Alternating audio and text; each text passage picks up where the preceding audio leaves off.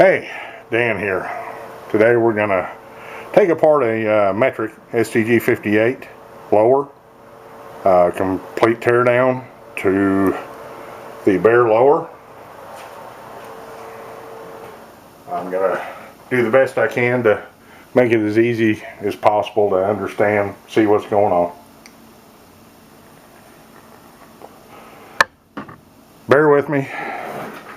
Hope you enjoy it.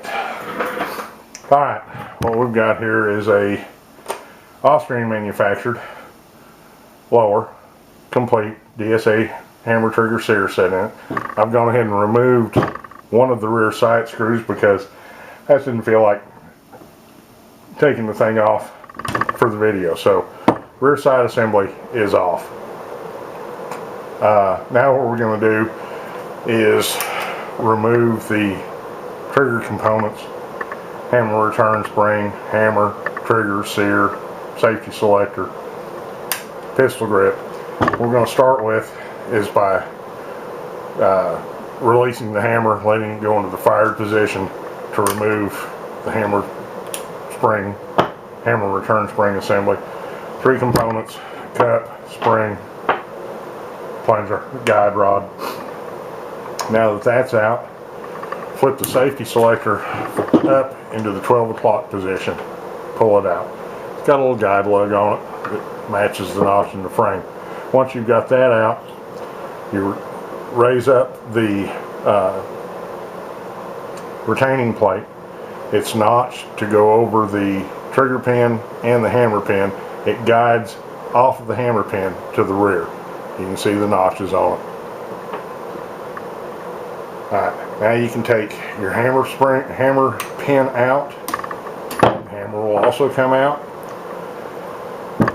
You want to hold on to the sear and the trigger are captured together by the trigger pin. You've also got a sear spring in there, so you're going to have a little bit of tension on it. Pull it out. Sear spring and plunger come out. Lift your trigger out. Alright, now we can go to removing the pistol grip, which this one is a standard metric, so it's got a stud coming off the bottom of the receiver with a pistol grip nut.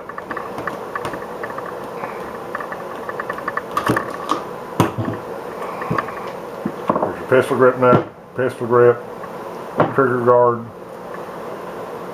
trigger return spring. Okay? Now we're going to remove the butt pad. Butt pad is held on by a slotted screw in most cases. DSA has gone to using Phillips heads on their later builds, but the originals were a slotted screw.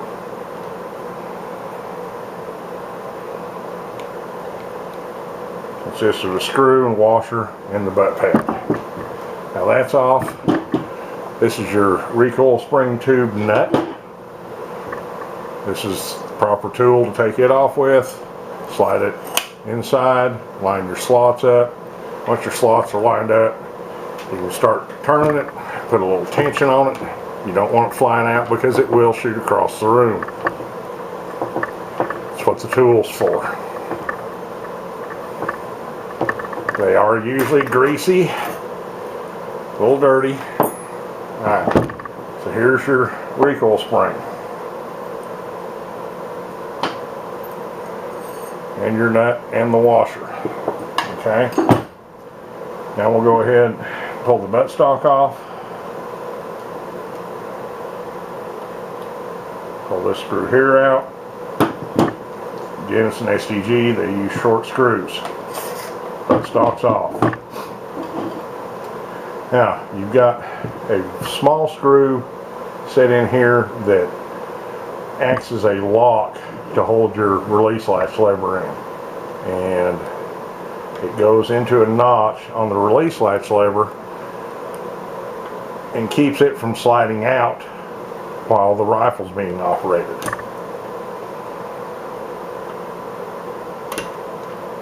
It can be a little fun to get out. especially when you're about half blind.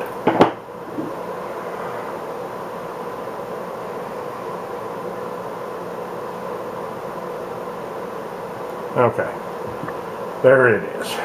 Once you've got that out, you can take this nub protrudes on the other side of the lower, just pop it.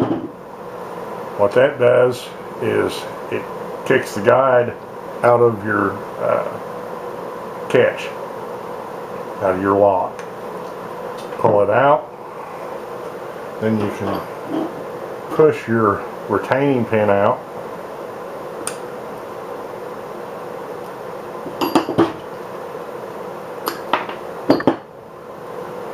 And your frame lock lever comes out, spring, and the guide.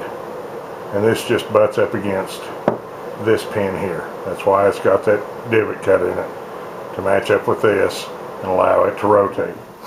Now, reassembly, you're just going to take this, slide it back into the back end of the receiver. You want to make sure that your lug is in line, parallel with this.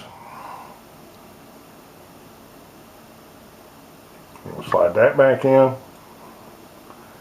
slide our pin back in, and I'm going to take my thumb and push against the lever, holding it back against the catch, and push the lever in. Once I've got the lever pushed back in, I'm going to put this wonderful little guide screw back in it, or lock screw back in it rather.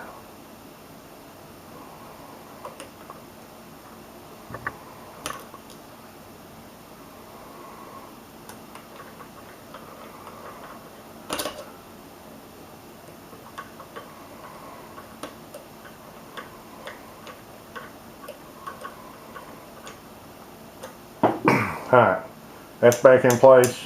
The waste-slash lever works. So we're going to go ahead and slide our stock back on. Put this screw back in it. That way it'll retain it in place when we go to put the recoil spring assembly back in.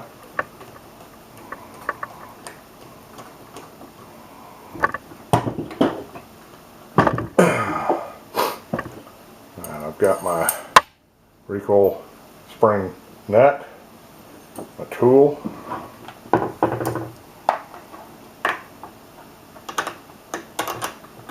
guide that back in, a little tension on it.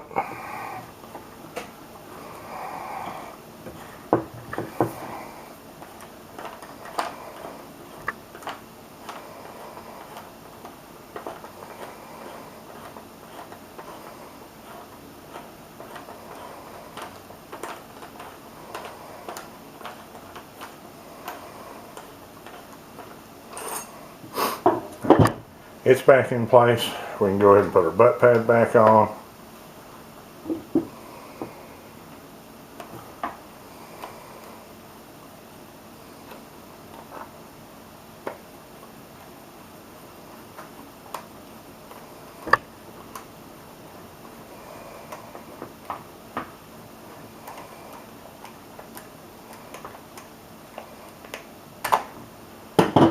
Alright. We'll put our trigger return spring and plunger assembly back in. Trigger guard. Now we'll go for the pistol grip.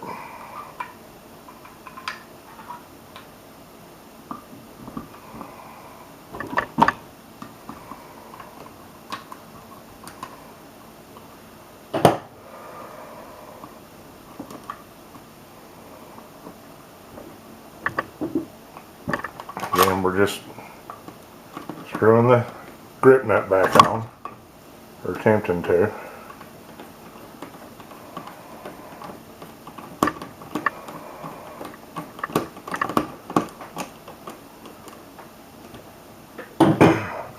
Alright, it's back in place. Now, I'm going to slide the trigger and the sear spring back in. If you want to, you can put a little dab of grease on the end of your sear spring to hold it in that pocket. Make sure that your plunger's in there. You've got a pocket on the back of your trigger that your trigger return spring plunger is going to notch into. That's why you put the grease on it.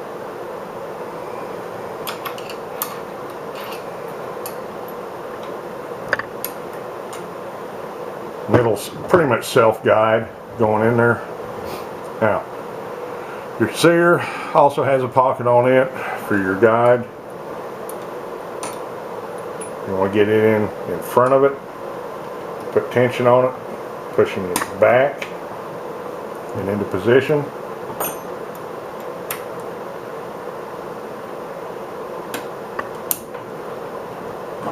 And your trigger pin's going to go through.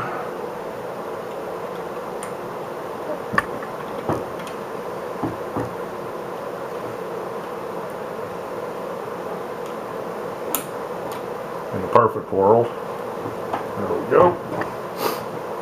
And your hammer pin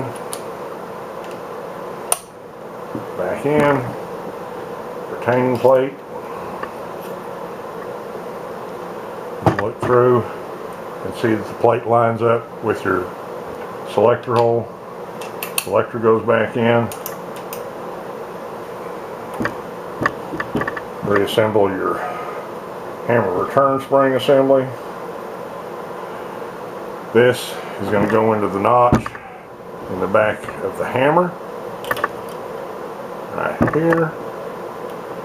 Compress it, put it back in. That works. And your rear sight's back in. Of course, you put your rear sight screw back in. But that's pretty much it. Got any questions? Put it in the comment section. Thanks.